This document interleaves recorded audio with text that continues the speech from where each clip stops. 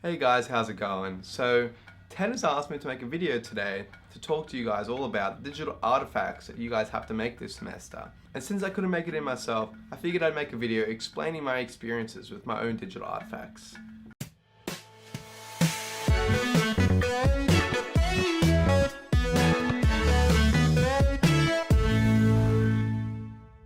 Digital artifacts are just the best assignments that you'll ever get because future employers love digital artifacts. It's something tangible that you can show them. It's something that you can hold up and say, here's something that I've done before, and this is something that you can expect from me if you hire me. It's a chance for you to work on something that you've always wanted to do, but you've either never had the time or maybe you've just been too shy to try it before. And let's be honest, I feel like most of us would rather do this than write a 5,000 word essay. So I started my own digital artifact about 2 years ago, and I started with some classmates. It was a Facebook page called Chattr, and the idea was simple. We just wanted to make a video interviewing students about student life around campus. So we would interview students about things concerning the uni and student life, from how many times have you gotten lost in building 19? And it will happen, trust me guys. What's the worst experience you've ever had with a duck at UOW? Just sort of silly stuff like that. So that little digital artifact that we started, at the end of the year, we had generated such a large audience that we decided to turn it into an actual company. And it still is a company to this day. We built a website, we ramped up the amount of content that we made, and we hired students to help us create content as well. And today, we have our very own office, we still hire students, and we've worked with big brands like Red Bull, Microsoft, Optus, and with UOW itself. I felt like I learnt more doing these digital artifacts than I did in every single class at uni. I was there for 3 years and I learnt more just doing this digital artifact across a few different classes than I did all up. I learned all about social media, video producing, editing, all the sort of stuff you'd expect to learn within my degree. But then as Chattr got bigger, I learned a lot more stuff that I didn't really expect to learn. Like I learned how to run a business, I learned how to manage people, I learned how to deal with clients and talk to clients and negotiate with clients. I learned how to manage a website, and I learned a ton about analyzing analytics, especially on Facebook. And I wouldn't have learned all these things without a digital artifact. So I think you really get a lot out of it as long as you are willing to put a lot in it. So like I said, I learned a lot through this process of my digital artifact. So Ted has asked me to help out mainly on the video side because I did a lot of the video stuff at Chattr. So if you want to make videos for your project, there are a lot of things that you need to consider. Firstly is the camera, or however you're going to be filming it. You could probably get away with filming everything that you want on your iPhone, because most iPhones these days film in 1080p or even 4K.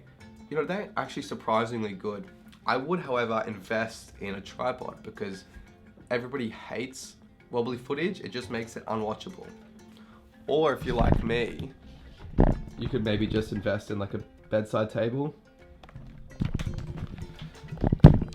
I was a uni student, I'm pretty cheap too, guys.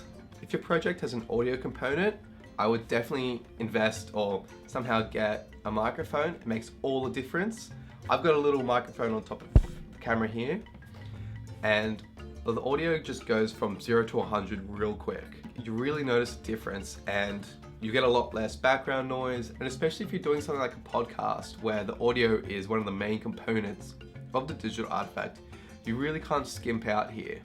In case you aren't aware as well, you all have access to the tech office in building 25, where you can borrow lights, cameras, microphones, tripods, anything that you would want for a digital artifact, you can get it there. So secondly, with videos, you need to consider where you're going to be posting these videos. Now there's a bunch of different video platforms out there, but the two main ones would be YouTube and Facebook. Now I feel like YouTube is a no-brainer for some people because it's where you go to find cool videos. However, it's harder to build an audience on YouTube On Facebook, if you post a video there directly, you have access to a huge audience. And also you'll find that you get a lot more views on Facebook than you would on YouTube. Because on Facebook, you don't necessarily have to manually search for the video for it to pop up. It'll just appear in the newsfeed and it will start automatically playing. But each platform has a wide range of benefits.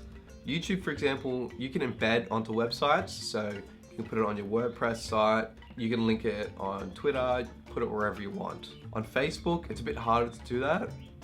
However, the audience is already on Facebook.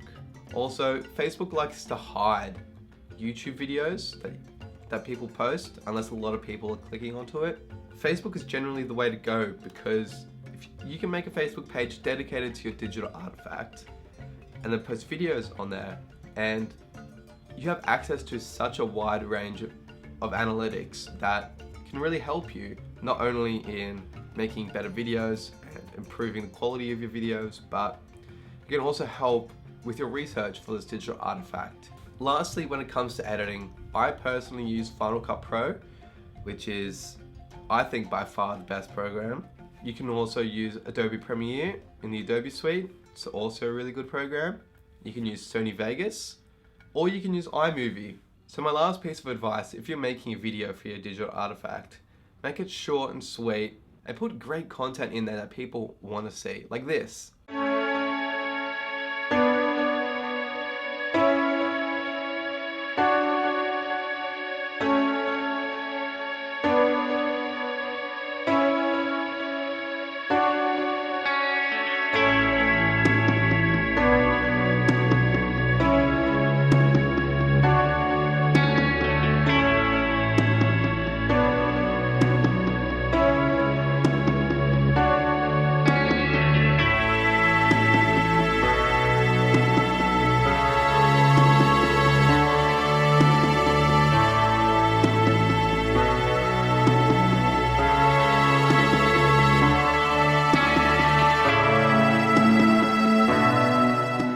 So good luck with your digital artifacts. If you have any questions about Chattr, just general digital artifact questions, or anything to do with videos, video editing, audio, any of that sort of technical stuff, you can email me. I'll chuck it up somewhere on the screen, or you can slide into my DMs on Instagram or Twitter.